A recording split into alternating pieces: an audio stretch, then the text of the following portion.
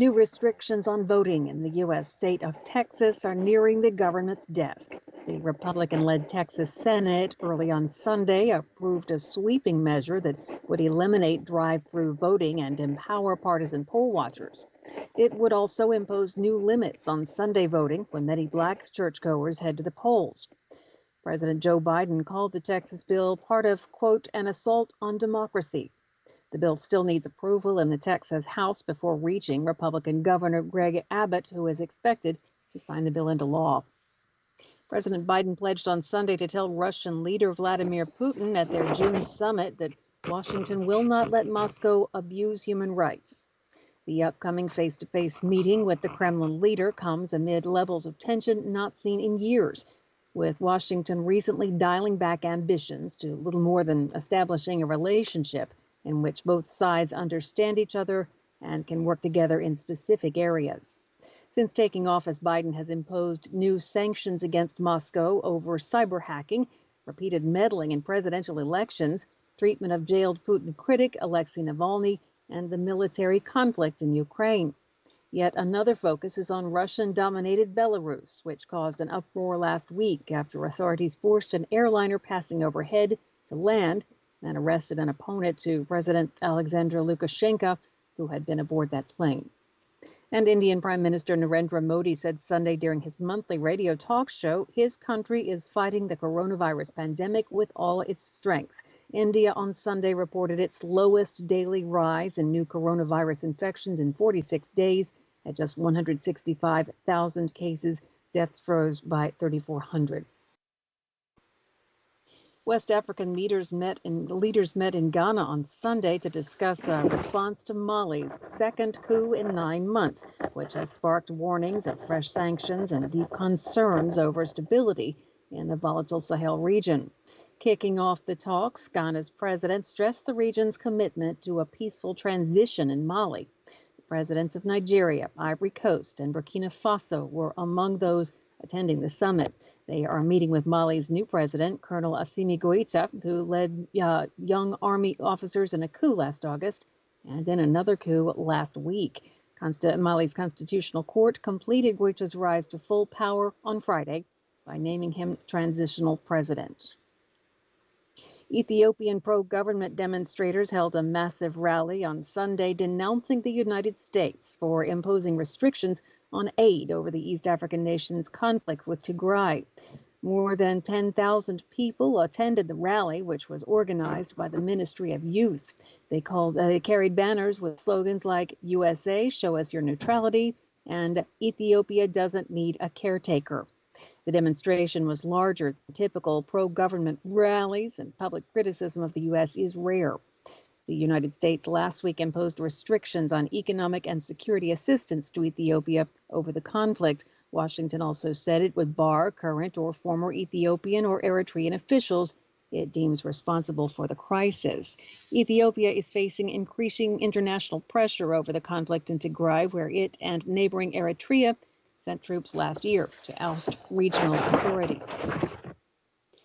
The 3 suspects in Italy's cable car disaster that killed 14 people were allowed to leave prison on Sunday after a judge indicated most of the blame fell on just one of them, a service technician who intentionally disabled the car's emergency brake. The judge says there wasn't sufficient evidence suggesting the owner of the cable car company or the maintenance chief knew that the technician had deactivated the brake on several occasions even before the May 23rd disaster. 14 people were killed in northern Italy when a cable snapped and the emergency brake failed to prevent the car from crashing to the ground. It then rolled down a mountain until it was stopped by trees. The Italian region of Piedmont observed a minute of silence at noon on Sunday, and flags flew at half-staff to mark the moment 1 week ago when disaster struck.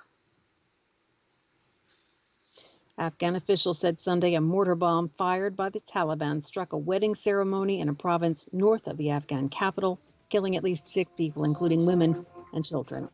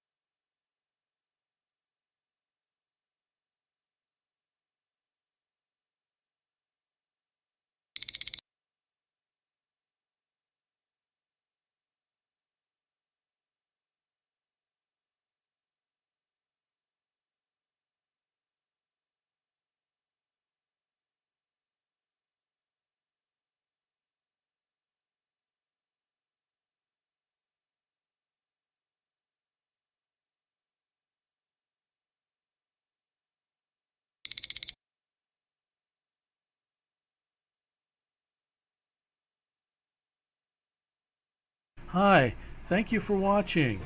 I hope the videos are useful for you. Please subscribe to my channel using the button below.